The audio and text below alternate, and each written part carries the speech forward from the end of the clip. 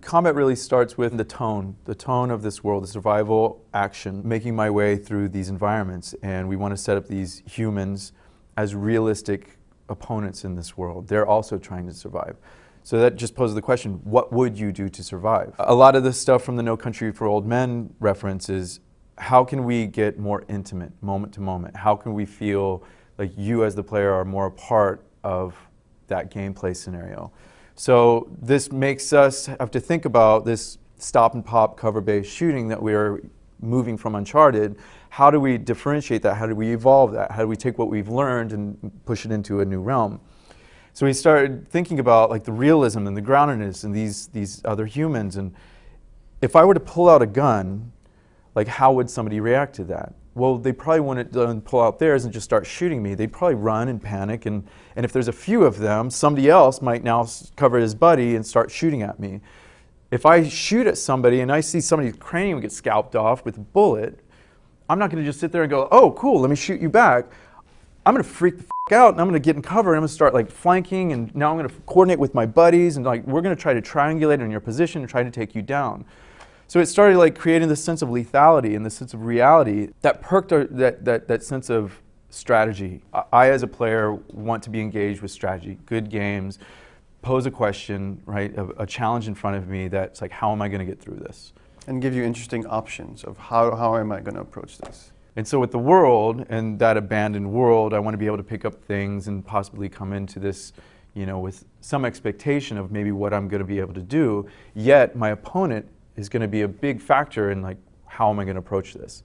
Do they have guns? Do they have melee implements? How many of them are there? How many the group? If they're working as a group, then that's a huge difference than if I found one guy alone. One guy alone with a rifle, right, will be a challenge unto itself, which, stepping back, one of our biggest challenges for this game is AI. AI from the standpoint of your allies and all the allies that you're going to come and go, let alone Ellie that you're with throughout the game, making them feel real, making them intelligent, making them make smart decisions, and making them aesthetically look like they're a part of that world. And that goes for the enemies as well. The enemies, and feeling like you're against an opponent that is another human being, and it brings that unpredictability. It's not just, here's this kind of gamey whack-a-mole thing that's going to happen, but instead this unpredictability based on numbers, based on weapons. And we started thinking about this, and it created this concept of the balance of power. If I have a gun and they don't, then that's a shift of balance of power. If I'm against somebody with a gun and I don't have any bullets left, then I'm going to start strategizing differently. I'm going to move around this world, try to get the drop on him, take his gun, and now I've shifted the balance of power again. I'm at the top. Again, that tension kind of led us to make the decision of persistent health, so that there's more consequences to getting shot or getting hit or getting attacked, and even apply, like how I heal myself has consequences. That takes time. Again, strategies, like when do I attack? When are my windows? Which all keys into the other thing that we want to evolve with both the layout as well as the AI and their intelligence is dynamic stealth. So if I want to get into cover-based shooting, I can get into cover-based shooting. We want to make sure that that's accessible. But you have to watch out for numbers, because enough guns out there, that persistent health is going to drive me to make another decision. So we want to make sure our layouts are open enough that you can now break line of sight, sprint, use the sprint button to clear an area, crouch, use the crouch button to like break line of sight down low cover, so that I can try to flank and draw their attention away or make them confused as far as where I might be inside of this environment. So an easy option, an easy exit for us would have been like, okay, every time you enter combat, Ellie just goes some places and hides. When you're done with combat, she comes out. But that's not interesting, and that's not really pushing ourselves and what we want to do, and we want to give ourselves these insane challenges. So it's like, how do we incorporate Ellie into the gameplay space?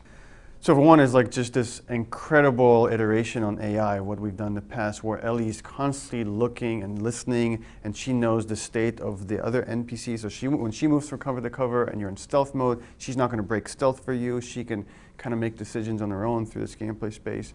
When Joel is cornered or out of ammo, she can pick up an improvised weapon like a brick and throw it at the enemy, hitting him, stunning him for a second, giving you an opportunity to either rush the guy, hit him and take his weapon, or kind of try to run away and like breaking back into stealth. So we already have sort of a history of being able to create allies that aren't always in your way and annoying. In Uncharted, like most of the adventure is with an Elena, a Chloe, a Sully, somebody else. But we want to evolve that. We want to push that even further. We want to get more attached to this person, yet still keep that principle of we're not a babysitting mission. We don't have to like supervise these people. They're capable of doing things on their own. I mean, we're gamers. We know if we make a whole game that's an escort mission, we would hate it. We wouldn't want to play that game. So for us, it was important to make Ellie from the get-go a very capable character, with still a place to grow, still a place to evolve and like change both in character and in gameplay. It's a weird way of looking at it, but kind of everything that we're doing in development of this game is going for the hardest thing possible. And then when it breaks, we'll pull back to what games tend to rely on, which is like HUD, right, interface, control scheme, right, these kinds of things where we don't want to just start off saying like, I want to control Ellie. I want an interface that says like hide, run, distract, whatever the throw brick, right? Whatever that thing is.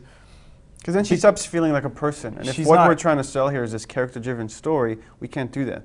So it's like, how do we make her feel that in the gameplay space, she's making interesting, sometimes surprising decisions? Something we really started hitting on with Uncharted 2 actually is this playable cinematic moments. And that means it's not just cutscene, it's on the stick, it's part of your core mechanics where all this like epic stuff is happening. And in The Last of Us, it's different, right? The Last of Us doesn't really, you're not going to have this plane that's like crashing and like you're playing that in real time. It's a different world. It's a different world. So, but that concept still translates. It just means more intimate set pieces. And we're not ready to talk about that quite yet, but there is a translation for that concept to the world of The Last of Us.